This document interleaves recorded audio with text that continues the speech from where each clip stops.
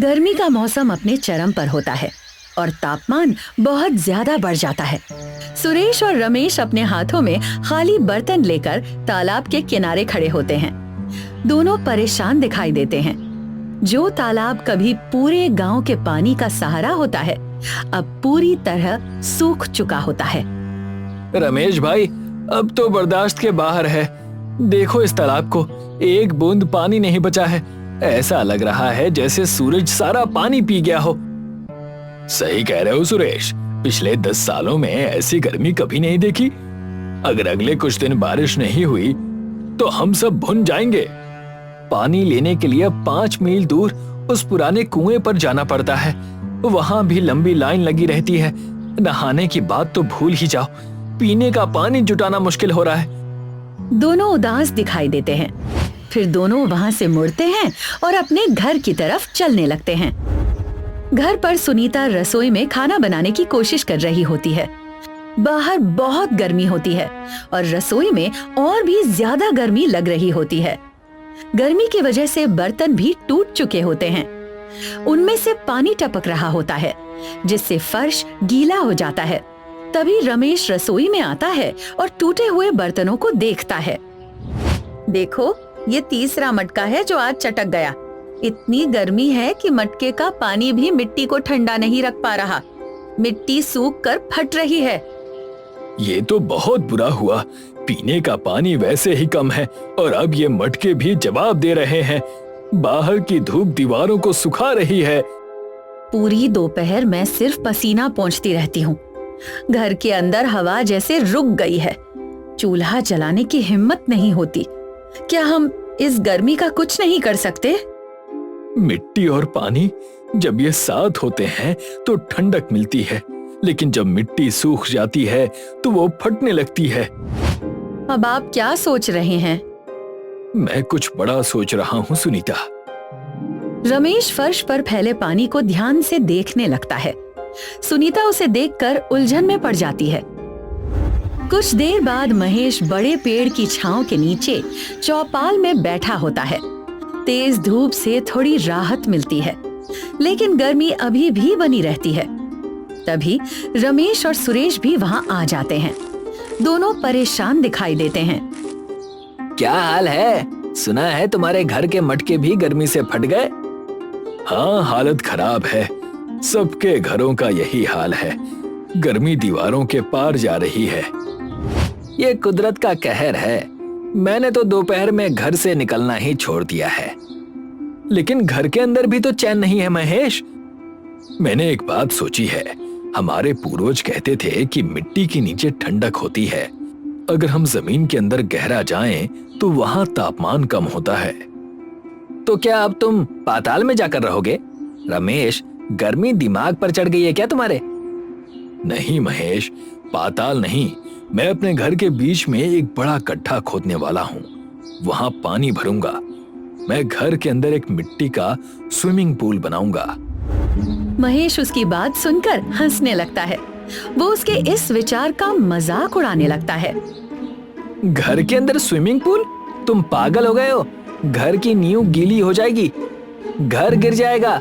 और इतना पानी लाओगे कहां से?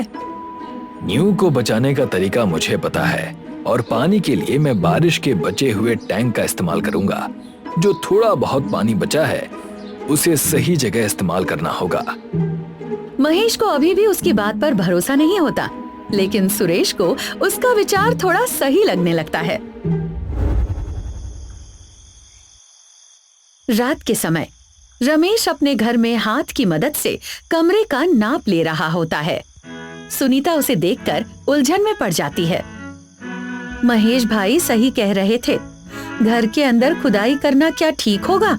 अगर घर की दीवारों में दरार आ गई तो? सुनीता, मैं दीवार के पास नहीं खोद रहा। मैं आंगन के बीच में एक गोल घेरा बना रहा हूँ। मैं इसे पुरानी तकनीक से बनाऊंगा। हम इसमें चिकनी मिट्टी और भूसे का लेप लगाएंगे। लेकिन इससे होगा क्या?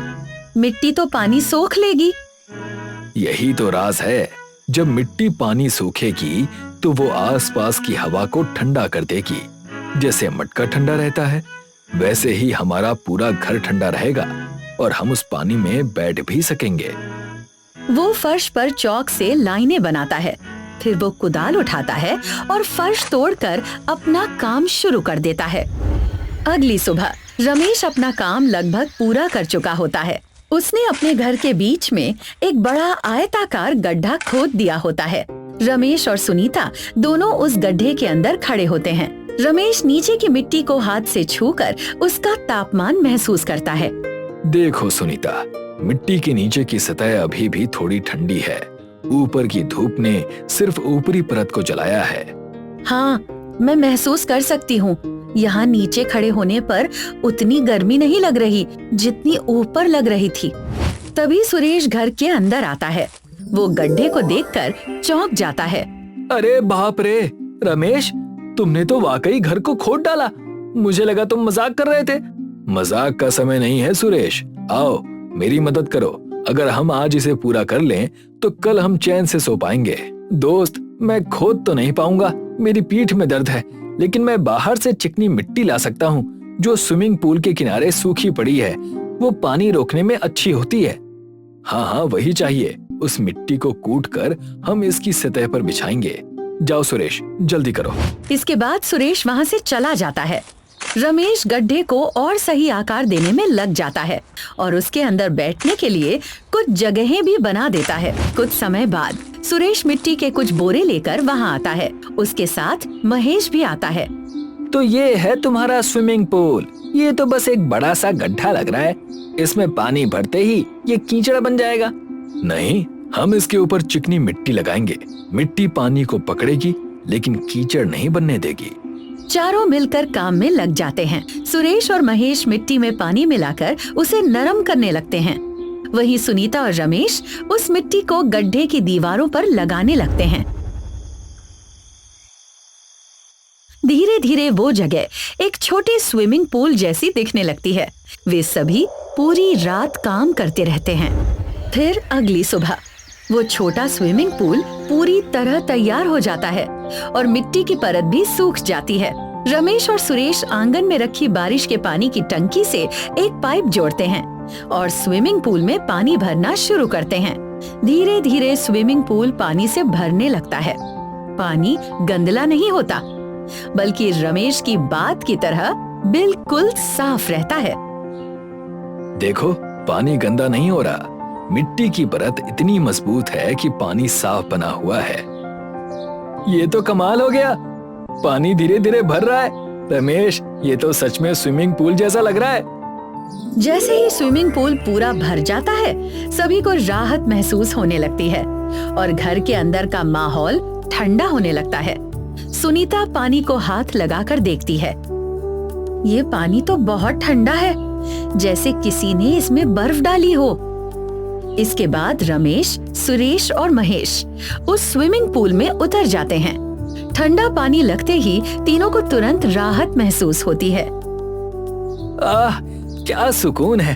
तुमने तो स्वर्ग बना दिया यार। बाहर लोग तड़प रहे हैं और हम यहाँ मौज कर रहे हैं। ये मिट्टी का जादू है। जब हवा इस पानी के ऊपर से गुजरती है तो वो ठंडी हो जाती है। अब देखो, मुझे पसीना भी नहीं आ रहा। मुझे माफ करना यार, मैंने तुम्हारा मजाक उड़ाया था। ये तो वाकई ठंडा है और घर के अंदर तो बिल्कुल भी गर्मी नहीं लग रही। सभी उस स्विमिंग पूल में बैठकर आराम से समय बिताने लगते हैं। शाम को रमेश, सुरेश और महेश चौपाल में आते हैं। अब उन्हें गर्मी से काफी राहत मिल चुकी होती है और तीनों पहले से ज्यादा खुश दिखाई देते हैं। फिर वे गांव वालों को भी अपने इस उपाय के बारे में बताते हैं। भाइयों, गर्मी बढ़ रही है। हमें अपने पुराने तरीकों को याद करना होगा। वही हमें इस तपन से बचाएगी। अगर हम अपनी सोच बदलें तो हम हर मुश्किल का हल निकाल सकते हैं। क्या आप कल हमारे घर आकर गड्ढा खोदने में मदद करेंगे? बिल्कुल, हम सब मिलकर पूरे गांव के घरों को ठंडा बनाएंगे। जब तक बारिश नहीं आती, हम इसी मिट्टी में ठंडक पाएंगे। इसके बाद सभी गांव वाले मिलकर अपने अपने घरों में ऐसे छोटे स्विमिंग पूल बनाने लगते हैं ताकि गर्मी के मौसम में उन्हें भी राहत मिल सके। हमारी कहानी यहीं खत्म होती है।